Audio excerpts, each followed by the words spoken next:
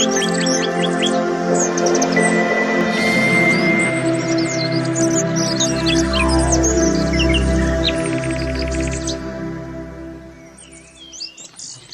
Friends, welcome back to our channel.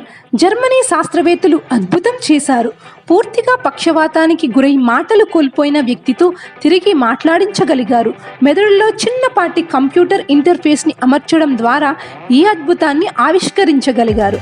జర్మనీలోని Tubingen university సహకారంతో Wyss centre for bio and neuro engineering శాస్త్రవేత్తల బృందం ఈ ఘనత సాధించింది. వైద్యానికి సాంకేతికను జోడించడం ద్వారా ఈ నమ్మశక్యం కాని అద్భుతాన్ని చేసి చూపించింది. అమిట్రోఫిక్ లెటరల్ స్కెరోసిస్ అనే వ్యాధితో బాధపడుతున్న వ్యక్తిపై 2 ఏళ్లుగా జరుగుతున్న అధ్యయనం తరువాత పూర్తిగా పక్షవాతానికి గురైన వ్యక్తిలోని కమ్యూనికేషన్ సాధ్యమేనని నిరూపించారు. ఏఎల్ఎస్ అనే నాడీ వ్యవస్థలోని కణజాలాలను విచ్ఛిన్నం చేసే ఈ వ్యాధి, దీనిని న్యూరో డిజనరేటివ్ డిసీజ్ అని కూడా అంటారు. ఈ వ్యాధికి గురైన వారు కదలలేరు, మాట్లాడలేరు. ఈ అధ్యయనానికి సంబంధించిన వివరాలు నేచర్ కమ్యూనికేషన్ జర్నల్లో ప్రచురితమయ్యాయి.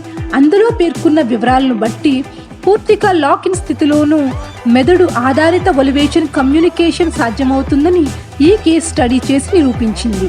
ఈ అధ్యయనంలో పాల్గొన్న వ్యక్తి వయసు 37 ఏళ్లని శాస్త్రవేత్తలు పేర్కొన్నారు. అతడిలో అనుబంధ ప్రైమరీ మోటార్ కార్టెక్స్లో 64 మైక్రో ఎలక్ట్రోడ్ శ్రేణులను అమర్చారు. ఇది మెదడు సంకేతాలను గ్రహించి రోగి ఏమి చెప్పాలనుకుంటున్నాడో గుర్తిస్తాయి. అనంతరం స్పెల్లర్ ప్రోగ్రామ్ వర్ణమాలలోని అక్షరాలను బిగ్గరగా వినిపించడం ద్వారా రోగి భావాలను వెల్లడిస్తుంది.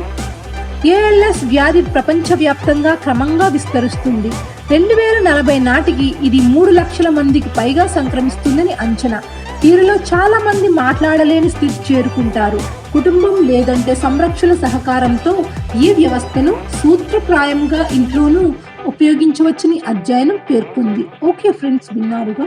ఈ వీడియో మీకు యూస్ఫుల్గా అనిపిస్తుంది అంటే లైక్ చేయండి. మరిన్ని అప్డేట్స్ కోసం మా ఛానల్ని సబ్స్క్రైబ్ చేసుకుని బెల్ ఐకాన్ ప్రెస్ చేయండి. Thanks for watching.